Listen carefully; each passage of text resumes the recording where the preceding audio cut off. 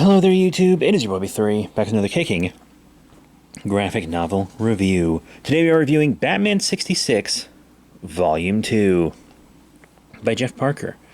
Yes, I reviewed Batman 66, Volume 1, like an eternity ago, and I'm finally getting around to Volume 2. I do have all the volumes.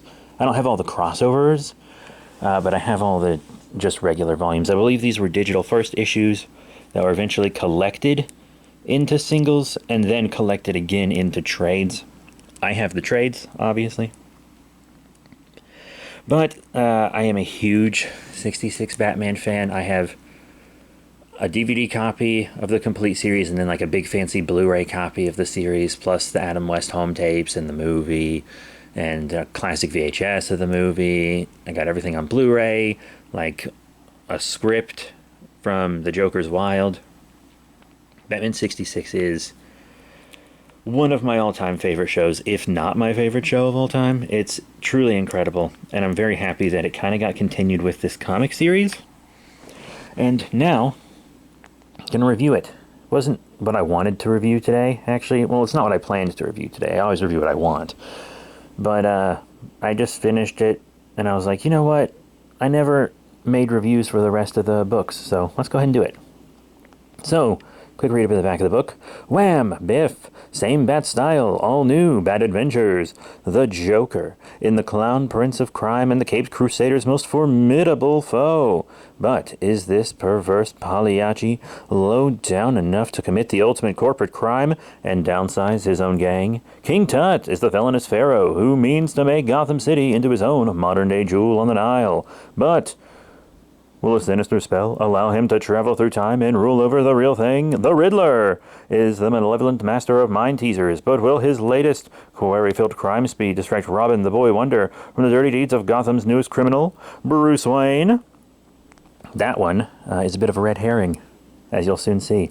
Tune in, read on, for the answers in Batman 66 Volume 2, collecting brand new tales of the dynamic duo in the style of the smash hit TV series from the swingin' 60s. Written by Jeff Parker and Tom Payer, this titanic tome features astonishing art from such towering talents as Ty Templeton, Ted Nafea, Ruben Procopio, Chris Sprouse, Joel Jones, and many more. It's a very fun book. It's a good all-ages book, too. It doesn't give a rating on the back, but the show is pretty all ages, and so is this book. And I did really enjoy it. So, the very first story has the Bookworm as the villain. You know, Bruce Wayne is, of course, on the board for this pro-literacy organization. Of course. I believe it's actually called the Gotham Chamber of Currency, but it's having a literacy event. And of course, if you've seen the show, you know Bruce Wayne is on like every council and board and everything in the entire town. So Batman's not there because Bruce Wayne has to attend, but Robin is there. And I always did respect that 60s Batman was actually able to balance his Bruce Wayne life and his Batman life, and he appreciated them both equally. Like, this is just a well-rounded, sane, happier Batman, a more hopeful Batman, and a Batman who's just able to do things that the darker, brooding Knight just isn't. And yeah, I like the brooding Dark Knight. It's cool. But one of the best things about the character of Batman is that he kind of works across the spectrum of tone. He can be a lighthearted, silly character like this Batman, and it's great, and he can be a dark, brooding sociopath, and that's also a great book. You know? You gotta love it. My two favorite Batman movies are Batman the movie from the 60s and also The Dark Knight, which are completely opposite in tone, but I love them both. So yeah, the Bookworm shows up to this event, and they think he's going to steal the giant novelty charity check, but he actually steals the giant novelty charity check book so that he can write a bunch of fraudulent checks, which is so funny. I mean, those checks, surely they aren't the real thing that's cashed. They're just for, like, PR. They're just for the show. I mean, surely they get, like, a real-sized check or deposit or something, but I love how this book is just like, yeah, no, they cashed the giant checks. Also, Bookworm is a villain that really only had one story in the original 66 show. And it's very awesome to see him back in action, because I always thought he was a really cool villain with a really interesting gimmick, and they just really only used him once, which I felt was kind of sad. Yeah, it was over the course of a couple episodes, but it was one story. Anyhow, the bookworm, of course, gets away. They always get away at first, you know? And there's a lot of fun little gags and Easter eggs on all these book covers of whatever the bookworm is reading, which is nice. But he's making this big scrapbook of all the public information about Batman, and he's going to use it to deduce Batman's secret identity. But Batman and Robin catch on to this plan via a little radio that Robin plants on Bookworm. And then there's this gag with like a match store, a big store that sells nothing but matches. Some are like ancient collectible matches. So 60s. You gotta love it. But Bookworm is very close to identifying Batman and Robin. And Batman shows up to one of Bookworm's crimes where he steals a bunch of police rule books, new edition ones, and replaces them with chickens. And they really miss the chance to make a crime run afoul joke. Like, they really missed the chance to make that joke. But Batman uses slang when he arrives to trick Bookworm into thinking that Alfred is Batman. Yes, because Batman and Robin in the show used to always use Alfred, like, as an undercover agent or things. But they would do it publicly with Alfred, so it's very odd that no one ever used that to deduce their identities, ironically. But they trick Bookworm into thinking Alfred is Batman, but when they come to confront him at Wayne Manor and end up fighting Batman and Robin, they actually almost reveal that they are indeed millionaire Bruce Wayne and his ward, young Dick Grayson. It's a good story. It's a fun story. Very 60s. I have one complaint, though. One complaint. You see, the Bookworm's henchmen wear glasses.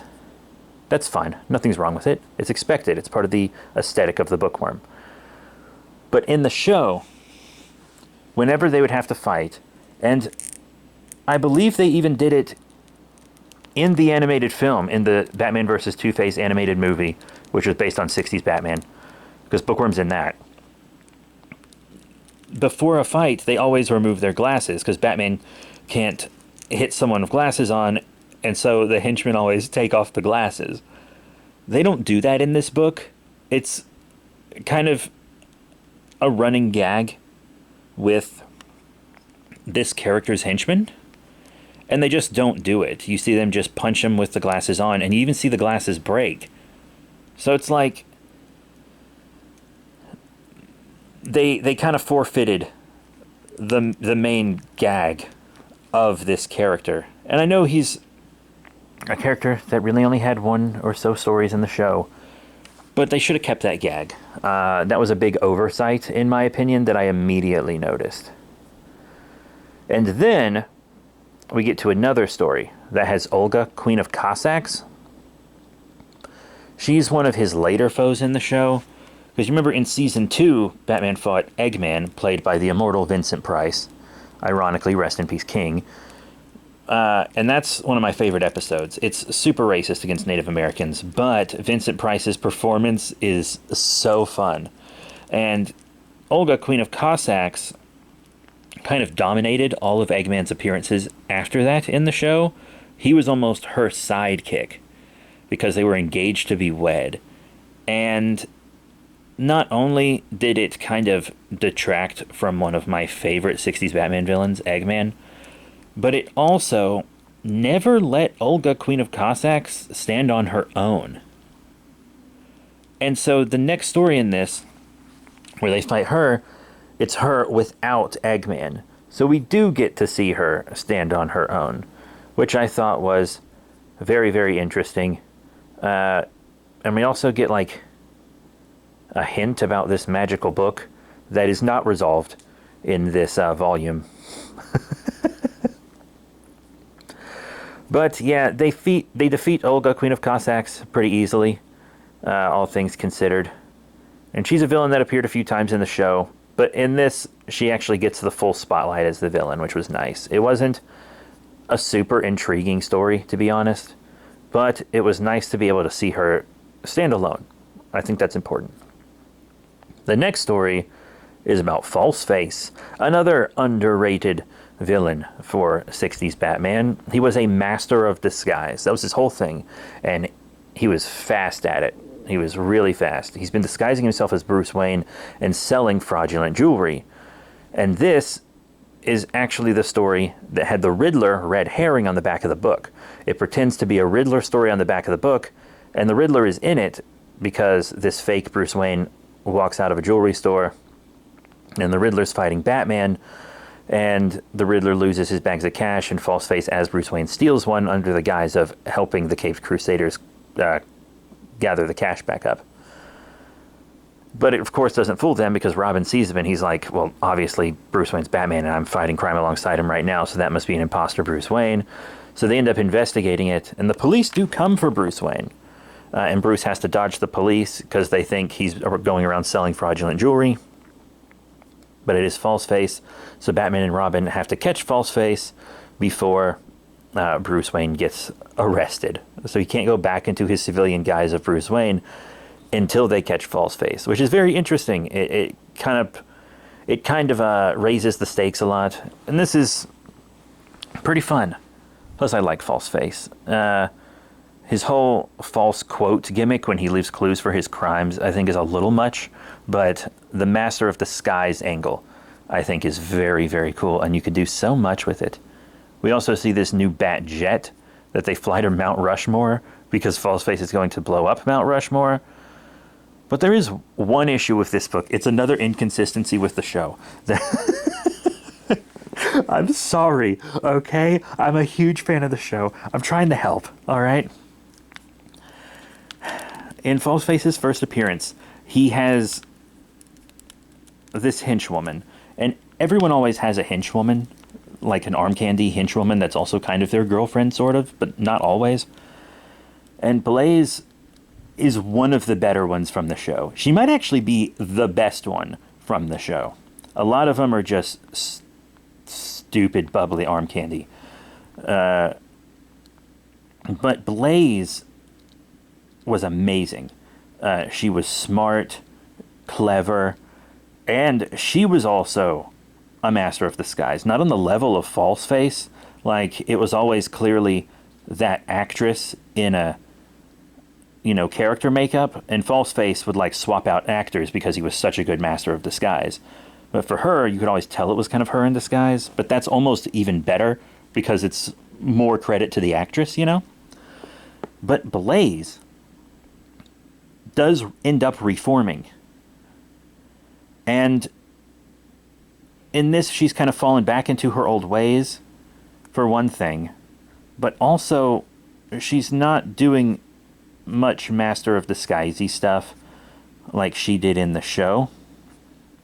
And that's a little sad. You could have had her in disguise with Falseface when he was disguised as Bruce Wayne. Maybe even have her disguised as Dick Grayson or something. That could have been interesting. But no, not only do they take Blaze and completely develop her character, but they actually just make her another bland arm candy henchwoman that doesn't do anything. And it's like, why would you do that? I know the henchwomen are a staple of the show, so of course he has to have a henchwoman. Falseface does. If you're going to make it Blaze, at least make her as interesting as she was in the show. And if you're just going to have her stand around, just make it somebody else. Because one really cool thing about Batman 66 is Batman did actually care about reforming these criminals. He kind of does in the comics, I know. But in the comics, it's more stops them from hurting people, throw them in Arkham, forget about them, for the most part. Yes, there are times when villains are reformed and stuff, but it's rare. And there's no reason to bring Blaze back, destroy all the work she did to reform, just to have her not do anything. You know? It's pointless. It's pointless. What a disservice to Blaze. Her reformation not sticking is also kind of antithetical to the message that a lot of episodes of the show gave, where if you pay your debt to society and you work hard to change, you can have a second chance, and you can do better, you can be better, and you will be accepted. Which I know is a little unrealistic. Typically, if you're thrown in prison, you're not going to have a lot of opportunities if you ever get out, because there's the whole private prison system and blah, blah, blah. But once again, this is an optimistic, hopeful, lighthearted show and comic. Blaze's reformation should have stuck. That's all I'm going to say. The next one is actually a very fun satire of modern business practices. You have the Joker robbing all these comedy things, and Batman and Robin show up, his henchmen fight, blah, blah, blah. It goes down as usual. Typically, their first interaction with the villains leads to the villains getting away. Because, you know, that extends the story. It's more dramatic. So Batman and Robin get hit with a confetti bazooka, which is a thing from the show, that wraps them up, and it's fired by one of the henchmen. Joker has many henchmen. I think he has 4 standard hench guys, the henchwoman, that's staple, and then Joker himself, a gang of 6. And Joker is frustrated that he has to divvy up all the winnings between himself and all of these hench people. So he sees a business report where a company laid off like 1/7 of its staff and increased profits by what it calls here a staggering 0.000009%. So the Joker fires all of his goons, including the henchwoman, and just keeps one on. Just one. And already, like, as a reader, I was like, oh, yeah. I see where this is going. The only reason they escaped during the first robbery is because of the henchmen. One of the henchmen launched that bazooka. One of the henchmen recovered the bazooka after they were originally disarmed. Because the Joker had multiple henchmen, that's the only reason they were able to escape. Because there were henchmen fighting Batman and Robin while the other henchmen worked and stuff. And Joker and the henchwoman just kind of stood there. Typically, the show wouldn't let the henchwomen do terribly much. I know. And then the Joker goes to rob something else, and downsizing the gang actually helps him in this first instance. So you see, you know, all this downsizing is good for maybe short-term gains, but in the long term is detrimental to business. It's a very... How do I say this? It's in your face. The satire is very, very, very obvious. It's not subtle at all. Because, yeah, Batman and Robin are looking for a group of 6 people that might be the gang in disguise, but it's only a group of 2. And so Batman asks some local, let's just say, prominent citizens, business owners, why they think the Joker would downsize so much. And they give all of these, like, synergetic phrases and stuff to Batman, like core competencies, outcome-based process, re-engineering, assessment of key metrics, drill down going forward, synergizing vertical outplacement, right-sizing and transitioning, all just words for being greedy, to be completely honest. But then you see that Joker is overworking this last henchman. This henchman is doing now all of the work that a gang of 6 was originally doing, while Joker, like, sits around and reads the newspaper. And then even when the 2 of them go out to kind of set up for the crime, because there's always a lot of gags and stuff installed for these crimes, and feasibly, the characters in the 66 show, the villains would have to go to these places beforehand, install all of their crime gags, leave, and then come back to commit the crime. And we actually see Joker doing that. But it's only one henchman setting everything up, while Joker sits around and eats a sandwich. So then when they're committing the crime, and Batman and Robin show up, Joker sends his single henchman to fight Batman and Robin, and the henchman is just like, nah, and knocks himself out. So, the downsizing, based on greed, hurt the Joker. And he's like, ha, Batman, you can't arrest me, or you can arrest me, but I'll be out soon. There's less than $1,000 in this haul. Batman's like, but look at all the labor laws you broke. So funny. And then the next story is called King Tut Barges In. And King Tut is my favorite 60s Batman foe.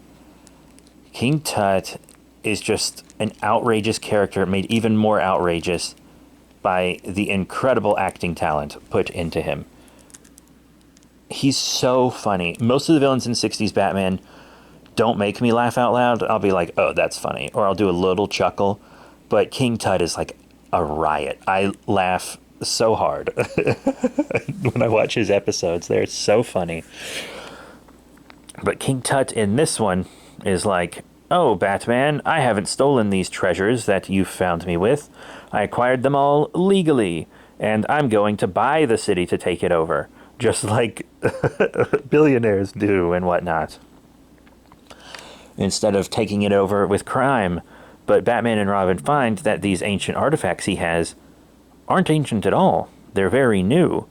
So they follow King Tut to a museum where he opens this sarcophagus using a fancy staff, and it turns out to be a time portal that a pharaoh made in his sarcophagus so that when he came back to life, he could return to the time and place that he lived.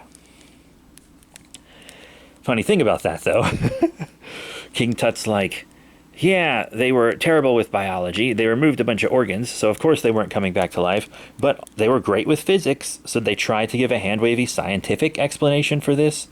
That like, oh, these ancients had all this tech that we don't have now. And when I was reading this, I was like, this is a little much for a 60s Batman story, don't you think? And then I thought about it a little more as time went on, and I was like, you know what? It's actually not. It's a really outrageous thing. But it's something that they couldn't have really done as well in the show. Maybe because of budget concerns or something. But comics allow the 66 Batman world to grow and expand. It allows them to add more characters and more settings and more outrageous visuals and things like the Batjet from a previous story in this volume, which they didn't have in the show because it would have been too expensive. You know? The comic allows them to tell these bigger, crazier, Silver Age-y kind of stories.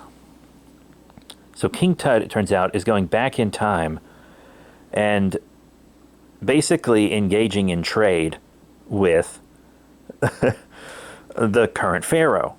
And Batman, knowing that he was going to have to team up with Robin and defeat King Tut, was like, oh, we're going to have to face crocodiles. So he altered his shark-repellent bat spray to be a crocodile-repellent bat spray for the specific genus and species of the Nile crocodile. Very fun. But he was like, oh, I don't have enough. I expected a couple stolen from the zoo, not an actual river full of them. But they are still able to escape via some classic 60s shenanigans. But they find out that King Tut is trading with this pharaoh, and they're like, oh, shit, he could be polluting the timeline if he's giving him all kinds of modern weapons and stuff. But King Tut is actually being incredibly smart about this. Oh my god. It's actually really clever writing, too. King Tut is bringing the pharaoh chocolate, and the pharaoh's giving him endless treasures and lost science and stuff for it. And it's like, oh my god, that is such brilliant scheming by King Tut, but also incredibly clever of the writers. It's something that will be eaten and digested and will not pollute the timeline, really. I mean, the Egyptians might write about it, but whatever. And they're giving them unwrapped chocolate, so the chocolate wrappers aren't going to be everywhere.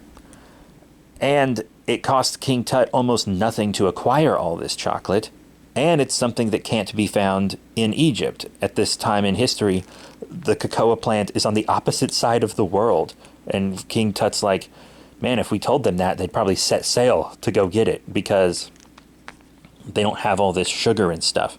It's like nothing they've ever tasted. It won't pollute the timeline. It's cheap for King Tut to acquire. And it's actually a really smart plan. Wow. So in addition to all these treasures, they also get this kind of crocodile serum. And it's like, this serum is rare and hard to make, but it will make a man's skin tough like that of a crocodile and make them bulletproof. And one of the henchmen, well, his name is Waylon, which was part of a great gag earlier in the book where he didn't recognize his Egyptian name. It was a really funny laugh out loud moment for me. And once again, even the comics don't make me laugh out loud, but with King Tut, God, it was so funny. So yeah, a serum that makes you strong like a crocodile. And a goon named Waylon. Can you see where this is going? He gives it to him, and Waylon chugs the whole thing. And King Tut's like, you fool! Only 2 drops would have done the trick. And then everyone in the tent runs away. And Batman's like, you probably did something wrong, like ritually or something. He's like, you probably offended them by drinking the whole thing in front of them or whatever. But in actuality, they're scared because if you haven't figured it out, this guy is about to turn into Killer Croc. He is about to go berserk and become a crocodile man. And they return to the present, and Waylon becomes incredibly strong, starts getting buff. You see bumps start to appear on his skin. He gets more reptilian-looking eyes and more reptilian-looking teeth, and he starts to lose control and fight, and he runs off before his full mutation. So I think this is probably setting the groundwork for a 66 Killer Croc. I know there are other villains that they brought into 66, like Harley Quinn and stuff, and tried to make like a classic-y TV version of them. And it looks like they're going to do the same thing with Killer Croc in the future. But he doesn't go full Killer Croc in this story. And they are able to arrest King Tut after he, of course, gets bonked on the head and turns back into a harmless professor. And they don't have much on him, to be completely honest. They have breaking and entering, because King Tut broke and entered. And they have assault and maybe attempted murder. Which is all bad, but not as much as they usually have on King Tut. And then we go to a story called The Butler Did It. And if you've seen the show, there are a couple appearances of Alfred's cousin Egbert, who is like this really blue-collar Alfred who talks in like British slang, quote-unquote, and whatnot. And he gets released from the Wayne Foundation halfway house for the halfway corrupt, which also made me laugh out loud. I thought that was pretty funny.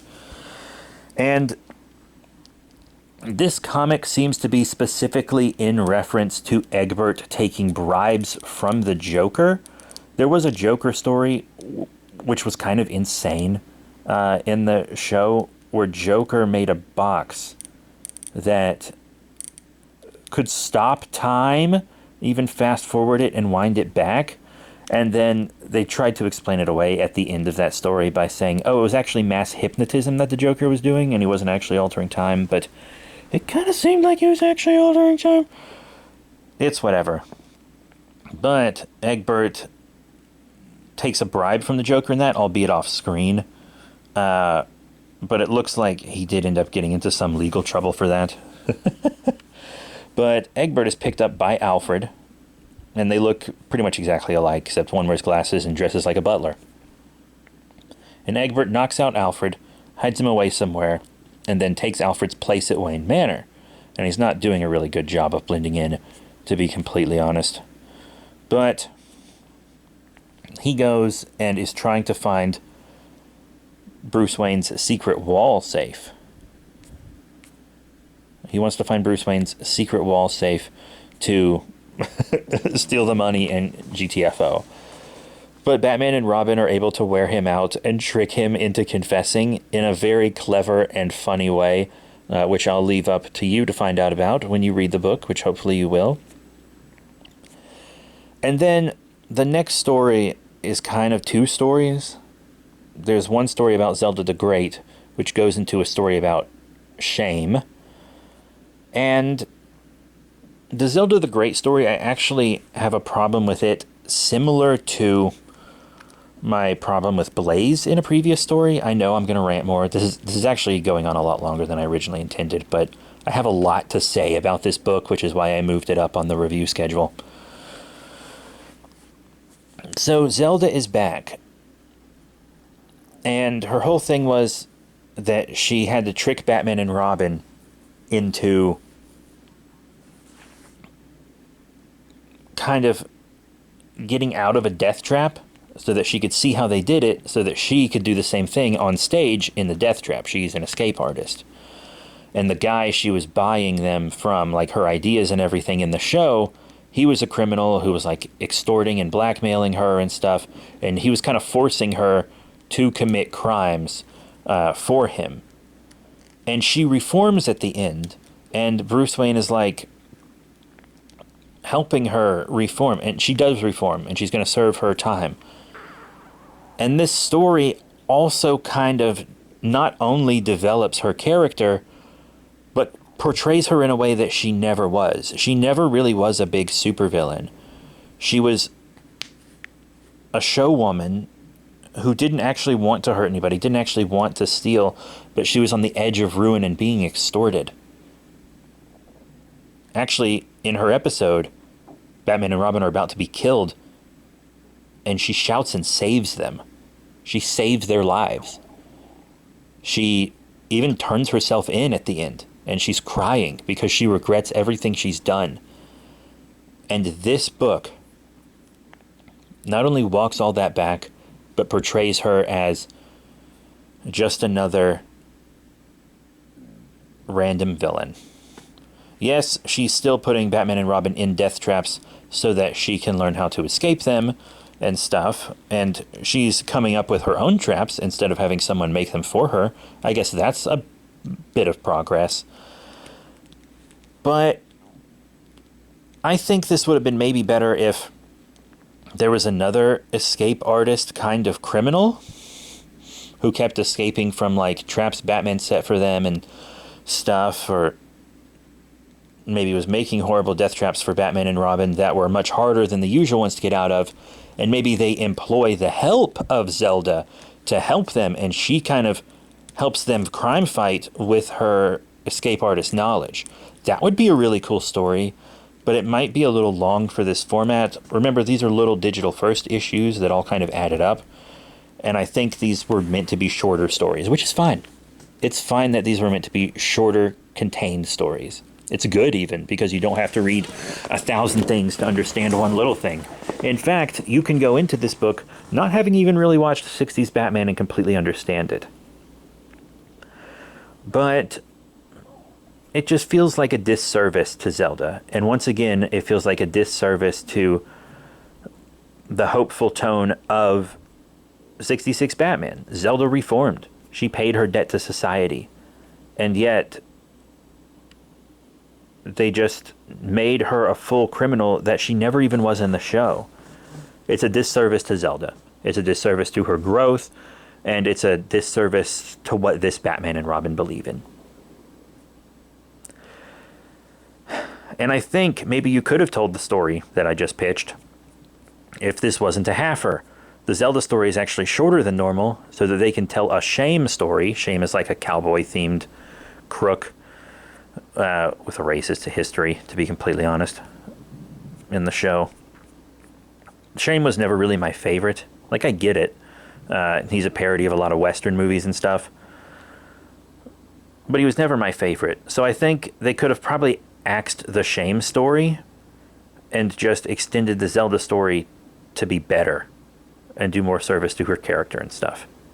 Maybe just created a new villain and used Zelda to help track down that villain, maybe. I don't know. Or maybe, Zelda's like the stage name or whatever. Maybe someone took her stage name and this is a new Zelda. So you still have the Zelda escape artist criminal, but it's not the one that reformed, and the one that reformed can still help track her down and stuff. I don't know. That's what I would do. But the Shame story, I think, actually has my favorite art in the trade. It looks like watercolors. It's very pretty, very colorful, and a very interesting story. Shame makes everyone around him also kind of pretend to be what movies would make you think they were in the Wild West, which isn't the case. In the Wild West, in actuality, cowboys were all black and Latin, for the most part, not white. Native Americans were certainly not what they were portrayed as, and prostitutes were like the biggest leaders in the Old West. The settling of the West, as we know it, couldn't have happened without prostitutes. There's a great Adam Ruins Everything on it. Check it out. But that history's been pretty much erased. One, because they were women leaders, and two, because they were sex positive. And how dare we, How dare we have sex positive women leaders? Prostitution should be legal. Anyway, Shame steals some gold from federal land, and he robs a train, and Batman is able to stop him. It's not a big story. It's actually not even that good of a story. It's straightforward to a fault, but the art is really pretty. And where I was going before I got distracted with Shame makes everyone around him act like he thinks the West was, is kind of dumb, because he has a Native American henchman in this who is like an Ivy League guy. He's very well spoken, incredibly intelligent. He's only working